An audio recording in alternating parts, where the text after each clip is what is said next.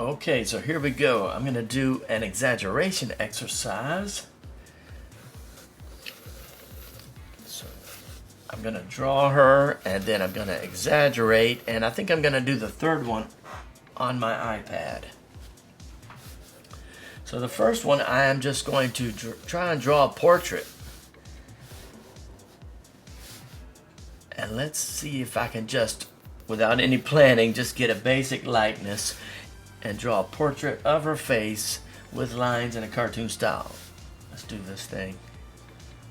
Okay, so when I'm drawing the portrait phase of this exercise, I'm thinking about the head shape, the hair shape, and the features. That is the shape and position of the features in relationship to each other. So the next thing I start working on is the line work. I'm always practicing my line work, and to be honest, it doesn't feel like practice or work because line work is the funnest part of the drawing, and I love to get good lines down on the page. And in this phase of the exercise, I realize that this drawing is not going to be great, and that's not even the point of doing this phase. I know that I'm going to make mistakes and it's not going to be correct, but this gives me practice in attempting to get a quick likeness. So in this phase, I've got practice getting a quick likeness, practiced the line work, and became familiar with this particular face. Okay, that is my cartoon portrait. I can't really say it's a caricature at all, but it is like a cartoon portrait done with lines. Now I'm going to draw her again, but I'm going to try to exaggerate. First, let's find out, what am I seeing? This top part of her head is definitely more narrow than this part, and it's very boxy. I see like a box here and a box here, but this box is wider. The eyeglasses are extra cool. I mean, anybody that wears these type of eyeglasses has got to be cool, right? They're big, they're round, and they're mirror shaded, so I can definitely make these bigger. I can make this top part narrower, I can make the bottom part wider, but her chin is small and pushed up. Then this shape around her lips is a triangle. And then you've got this cool hair. I think I made it too narrow maybe at the top. And she very much reminds me of like a Disney grandma character from an old Disney cartoon, except the shades make her look killer. I think her real life nickname is the Ice Maiden, so maybe she's the Ice Maiden Killer Grandma in a good way, if that makes sense. So let me try to draw the second one, and I'm going to try to add those exaggerations. I may have to make it a little smaller just so that I can exaggerate and not run out of room. Okay, so now I'm into part 2 or phase 2 of the exercise. And in this part, when I'm redrawing it, I'm also looking at the head shape, the hair shape, and the features. But this time, I'm looking at them with the emphasis on what I've analyzed and decided that I'm going to exaggerate. For example, her forehead's going to be skinnier, her jaw a little wider, and I may even take quick measurements from the first drawing that I did just to be sure that I am drawing this skinnier or that wider, or these are a little bigger, or whatever it might be. And then I go into the inking phase, and once again I'm practicing my line work. So by the time this exercise is over, I've already practiced my line work drawing a face 3 times, if not more. Because the purpose of this exercise is not to just get to an exaggerated likeness, but all of the iterations and the massive action of drawing every step along the way. Okay, so in that phase, I practiced finding what to exaggerate, I practiced my line work again, and I put some miles on my pencil. Okay, that is a slightly caricaturized version. I definitely made the sunglasses bigger. I made her forehead narrower. I didn't make this wide enough, maybe, and made her mouth a little smaller and pushed her nose a little further up. And so that's a little bit of a caricature, but I think I can even do better than that. Before I go on with the next part of the video, let me just ask you something. Do you love to draw faces? Have you ever seen a caricature artist at a party drawing people and everyone is having fun? What if I told you that in 15 easy to follow lessons, I can teach you my live caricature drawing method so that you're able to draw 5-minute caricatures in a dynamic style, and you'll have all the tools to possibly even earn $100 an hour or just to impress your friends and family. I have put together a video course that's going to help you do just that. If you don't know my story, my name is James Thomas and I'm a professional caricature artist. I've been drawing caricatures at all types of parties and events for over 11 years now.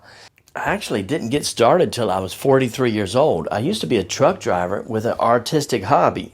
But in 2013, I stepped out in faith and got a job drawing caricatures at Disney's Animal Kingdom in Orlando and drawing caricatures at the Disney resorts. And along the way, I developed my own method for drawing live caricatures. And that's the method that I teach in this video course. A lot of people think that they don't have enough talent or they're not good enough to do that and be a professional. But I am convinced that if you love to draw, that you have all the talent that you need to step up to that professional level. You just need the secrets of the professionals, and that's what I'm going to show you in my course. It might be that you're doing drawings, but there's something that's off and you just can't figure out what is wrong and how to fix it. Or it might be that you're watching hundreds of YouTube videos and it's like a giant mixed up puzzle and you're only getting little pieces of the puzzle and you don't know how to put it together. Well, this course that I put together is streamlined step by step and shows you exactly what to do, why it works, why it's not working, and how to fix it. In this course, I'll teach you what I'm thinking about as I draw each and every line of the face. I'll teach you how I draw the eyes, which is very important, and the questions that I'm asking myself that cause me to be able to draw that eye correctly on the first shot. I'll teach you the distinctions that I'm looking for when I draw the nose, what I look for to draw a mouth correctly, how the chin anchors the face, and what I look for when I'm drawing the hair. I'll show you step by step what lines to draw and what lines not to draw. I'll show you why the negative space is just as important as the positive space. I'll explain what that means, and most people don't know that. I'll show you how to draw line work so nice that it looks like it's been printed in an art book. I'll show you my exact tools, papers, and markers that I use to get the job done. You'll also learn the most common mistakes that beginning caricature artists are making and how to fix them. And to top it off, I'm going to show you my favorite drawing exercises that are going to be like rocket fuel to your progress as an artist. And all of this is going to be organized on one page of my website so that you can learn step by step at your own pace, and you'll have lifetime access to it. And this is going to be a growing course because I'm going to add new lessons every year, but you just pay once and you'll always have access to the new stuff that I add to it. My plan is to raise the price as I start adding new lessons and adding more and more value to the course. But if you act now, you get it at the low price and you'll never have to pay more. This might be exactly what you need to go from struggling with every face that you draw to being happy with every face that you draw, and to have all the tools that you need to possibly make $100 an hour or more as a professional caricature artist. Or if you never go professional, you could just impress your friends and family at the holiday dinner. And you get all that for a price that's less than what you might pay if you took your grandma out for a nice dinner. So if you're interested in that, then please click the link in the description of this video. Okay, let me draw a third time, and I'm going to see if I can get more exaggeration into this. So here we go. This is the third time I'm drawing her, and this time I'm drawing her on my iPad in Procreate. And I'm not really looking at my other two drawings right now because at this point I've learned her face and I know what I want to exaggerate and I want to be more free with it. So I'm starting off with the sketch, and as you see right here, I'm flipping the canvas left to right, left to right. I'm trying to see if I got anything out of proportion. And once I got my sketch ready, it's on to the line work. And even though I'm not drawing on paper with ink using a brush pen, I'm still working on my line work. I'm trying to get thin lines where I think there should be thin lines and thick lines where there are darker lines and I think there should be a thick line. And I'm trying to make it all work together in a dynamic way. For the exaggeration, I decided to make the glasses big and to make her nose small in comparison to the glasses. And her mouth is very small, and that even makes the glasses look bigger. And then I decided to go her hair and make it higher, that is. I think on the other two drawings, I had her hair too flat at the top, so I pushed it up. And I kind of tried to make it a geometrical shape, just a little bit more geometrical. I don't know how to, what's the name of the shape, but like a 8-sided dice or a 12-sided dice. That's what the shape I was thinking of when I drew her hair. Here I'm having fun coloring the glasses and adding some cool highlights. So at this point I'm working through all the phases of coloring. Phase 1 was the sunglasses because the color and shading on the sunglasses is totally separate from everything else in this drawing.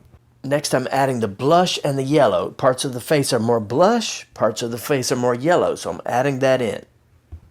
Next, I'm continuing on with the flat color. I'm outlining each area of the face and dropping in a flat color for that area. Sometimes it's best to color the earrings on a separate layer. And this next phase is when it really starts to look good, and that is the shadow phase.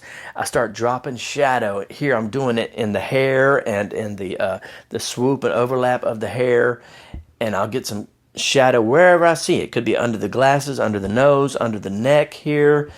And that shadow really starts to make it look three-dimensional in a cartoon way, but it gives it more than 2 dimensions. And then the final color phase is the highlights, and that really makes it pop out. And then there's a bonus phase, which you don't have to do, and that is creating a background. And my goal for the background is to cause the drawing to pop out with contrast.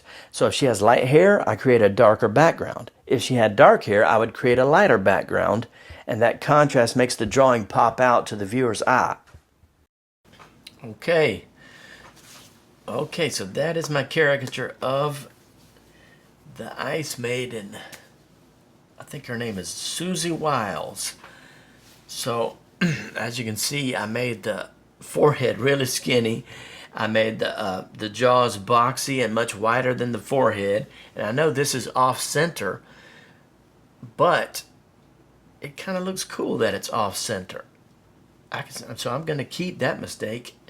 And then a lot of the caricaturing that I did was caricaturing her hair shape and her eyeglasses, or sunglasses. But I think it came out pretty good. What do you think? Let me know in the comments. Please like and subscribe, and until the next video, I hope you keep getting better at what you love to draw.